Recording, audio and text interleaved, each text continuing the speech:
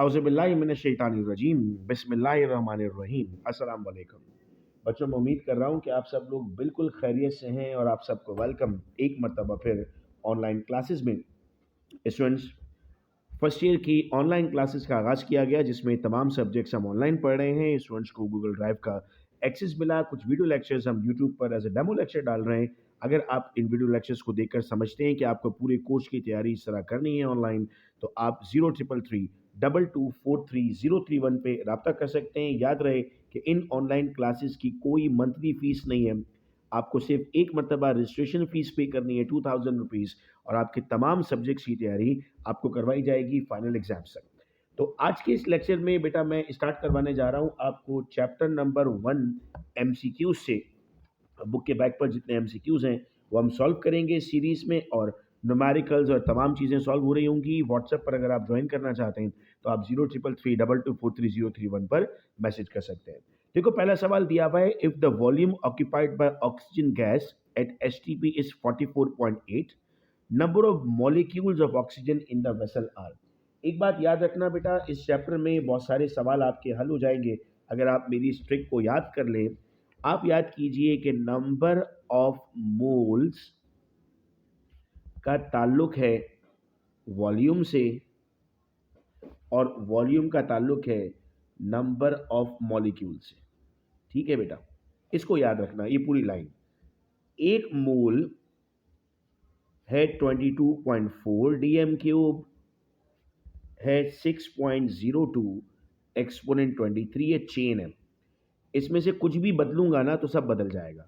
अगर मैं इसको डबल कर दूं तो ये भी क्या हो जाएगा, डबल, और ये भी क्या हो जाएगा, डबल। अगर इसको हाफ कर दूं तो ये भी क्या हो जाएगा, हाफ, और ये भी क्या हो जाएगा, हाफ। यानी इस सब पे ही सब कुछ डिपेंड कर रहा है। ये डबल तो ये डबल, ये हाफ तो ये हाफ, ये 4 गुना तो ये 4 गुना। इससे आपके बेशुमार न्यूमेरिकल हल हो जाएंगे और एमसीक्यूज भी। तो देखो, ये 44.8 हो गया। मेरे बच्चे बिल्कुल पक्के हो गए कि अच्छा ये 44.8 है, मतलब ये डबल कर दिया। तो मॉलिक्यूल को 2 से मल्टीप्लाई करना होगा। 6.02 को जब मैं 2 से मल्टीप्लाई करता हूँ तो 12.04 होता है। डायरेक्ट आपको आंसर पता लग गया। ठीक है। The number of carbon atom in 1 mole of sugar. अब फॉर्मूला क्या है सर? फॉर्मूला है हमारे पास C12H22O11। इसके टोटल कितने पार्टिकल्स मौजूद हैं? 12। तो मेरा जो एवोगैड्रो नंबर है 6.02 एक्सपोनेंट 23, वो किससे मल्टीप्लाई हो जाएगा? 12 से मल्टीप्लाई हो जाएगा। जब मैं कैलकुलेटर में इसको 12 से मल्टीप्लाई करता हूँ तो आंसर आता है 72 एक्सपोनेंट 23। तो इस तरह से देखो लिंक बनता जाएगा और आपको सवाल समझ में आएंगे। उम्मीद कर रहा हूँ कि आपको ये चीज़ें समझ में आती जा रही हैं। In a reaction 2Na plus 2H2O, 2NaOH plus H2. If 23 gram of Na react with excess of water, the volume of hydrogen. अब ये कितना दिया हुआ है बेटा आपको? 2, और ये कितना बन रहा है? 1। ये 2 है, ये 1 है। इसका मतलब इनके दरमियान रिलेशन आधे का है। 2 और 1 को बेसिकली मैं क्या रिलेशन कहता हूँ? मैं हाफ कहता हूँ। तो अगर एस पर, जो कि सवाल में दिया गया है, एस 22.4 है, तो 22.4 का आधा कितना होता है? 11.2। ये रहा भाई 11.2, द राइट आंसर। फिर आता है हमारे पास, which of the following sample of substance contain same number of atom as that of 20 gram of calcium. अब सर पहले देखना होगा कि ग्राम का मोल से ताल्लुक क्या बन रहा है। तो अगर मैं ग्राम से मोल के ताल्लुक की बात करता हूं तो मुझे कहा जा रहा है 20 ग्राम ऑफ कैल्शियम, और कैल्शियम का मास होता है 40। तो ये बन गया 0.5।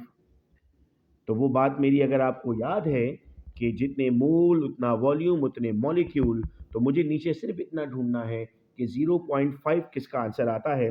तो यहाँ देखते हैं बेटा, 16 इसका मास है सल्फर का 32, 16/32, 20/12, 19/39 या 24/24। इन सब में जो सही जवाब आ रहा है हमारे पास वो क्या है सर? ये वाला। तो ताल्लुक अगर आपको पता लग जाए तो सॉल्व करना कितना आसान हो गया। Which of the following statement is incorrect? The mass of 1 mole of chlorine. अच्छा, इनकरेक्ट कह रहा है, पहले करेक्ट दिखा देता हूं। 1 mole of hydrogen contain this molecule, yes sir. Number of atom in 23 gram of sodium and 24 gram of magnesium are equal. Sir ये दोनों कैसे इक्वल हुए, जरा ये समझाइएगा। तो मैं आपको कहता हूं, अगर 23 ग्राम आपके पास सोडियम है और 24 ग्राम अगर आपके पास मैग्नीशियम है, तो देखो बेटा, इसका मास 23 होता है, इसका मास 24 होता है। इसका आंसर भी आएगा 1 मोल, इसका आंसर भी आएगा 1 मोल। तो जब दोनों 1 मोल आ रहे हैं तो नंबर ऑफ एटम तो सेम आ जाएंगे। ठीक है सर। फिर अगला आपको क्या दिया हुआ है, 1 mole of oxygen at SCP occupied 22.4। Yes sir, ये भी सही है। ये कैसे गलत है सर? देखो, मैं क्लोरीन की जब 1 मोल की बात करता हूं तो 71 को 71 से डिवाइड करूंगा तो आंसर 1 आएगा। सर ये 71 क्या चीज है? सर 71 क्लोरीन का मॉलिक्यूलर मास है। सर क्लोरीन का मॉलिक्यूलर मास 71 कैसे आया? हमने तो 35.5 पढ़ा था, तो 35.5 को आप यहाँ पर 2 से मल्टीप्लाई भी तो करेंगे तो जाके 71 आएगा ना। तो हमारे पास सही जवाब क्या बन गया कि 1 मोल का आंसर तो 71 होना चाहिए, मगर इसमें 35.5 मौजूद है। अगला है, for Avogadro's number this statement is incorrect. कौन सी गलत है? It is a number of particle in 1 मोल। सही है sir. Its numerical value is 6.02 exponent 23. सही है sir. Its value change if number of mole increases. सही है sir. Its value change if temperature increases. No sir. Temperature का तो मोल के साथ कोई ताल्लुक नहीं होता, तो एवोगैड्रो नंबर के साथ भी कोई ताल्लुक नहीं होगा। तो C is the right answer. The minimum number of moles are present in. अब मिनिमम नंबर ऑफ मोल आपको मालूम करने और साथ में आपको क्या दिया है, वॉल्यूम दिया है। तो मेरी ये बात दोबारा देख लो, number of mole, volume, number of molecule. 1 dm cube, 5 dm cube, 10 dm cube, 22.4 dm cube. तो सबसे कम क्या है? A. So A is the right answer. Number of atom in 60 gram of carbon. अच्छा सर, 60 ग्राम दिया है carbon का, तो 60 को आप डिवाइड करेंगे 12 से तो आपके पास आंसर क्या आ जाएगा? 5 आंसर आएगा। That would be the right answer. तो बेटा 60 को जब मैंने 12 से डिवाइड किया तो मेरे पास आंसर आया 5। अब 5 मोल आ गए ना। फिर वही वाली बात आ गई यहाँ पर कि मोल के साथ अगर मैं इसको सॉल्व करता हूँ तो हमारे पास मोल्स, वॉल्यूम और मॉलिक्यूल का ताल्लुक होता है। तो मैं 6.02 एक्सपोनेंट 23 को 5 से मल्टीप्लाई करूंगा तो वैसे आंसर आता है 30.1 एक्सपोनेंट 23, लेकिन यहाँ पर पॉइंट शिफ्ट हो गया तो ये बन गया 3.01 एक्सपोनेंट 24। नेक्स्ट एमसीक्यू बेटा हम देखते हैं। तो हमसे पूछा जा रहा है maximum number of molecules present in the following sample. फिर बेटा मॉलिक्यूल का सवाल है, तो फिर मैं आपको ये दिखाऊंगा कि सर मॉलिक्यूल के लिए वॉल्यूम और मोल की ज़रूरत है, तो मुझे सबके मोल निकालने होंगे। 100 को मैं 32 से डिवाइड कर रहा हूँ, 100 को मैं 44 से डिवाइड कर रहा हूँ, 100 को 16 से डिवाइड कर रहा हूँ और 100 को 71 से डिवाइड कर रहा हूँ। तो सबसे जो बड़ा नंबर आएगा वो 100/16 में आएगा। तो जितने ज़्यादा मोल होंगे उतने ज़्यादा मॉलिक्यूल्स हो जाएंगे। फिर हमारे पास सवाल है, generally actual yield is. Sir it is generally less than the theoretical yield. क्यों सर लेस देन क्यों है?